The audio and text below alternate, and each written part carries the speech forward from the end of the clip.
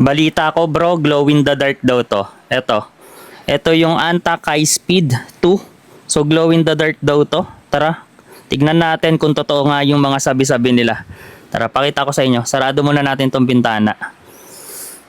Ayan. Uy! Ang lakas ng ano, ang lakas ng glow in the dark na. Ang lakas ng ilaw.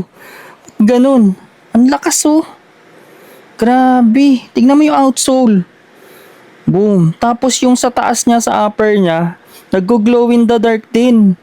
Ayan oh. Napaka-solid nag-glow in the dark din to. Yung logo ni Kyrie. Grabe naman tong Anta Kai Speed na to. Solid bro. Tingnan mo naman pag nasa madilim ka. Oh. Kitang-kita ka pag nasa madilim ka. Di ba? Napaka-solid naman nito. Solid nito bro pang basketball. Ayos. Ang lupit.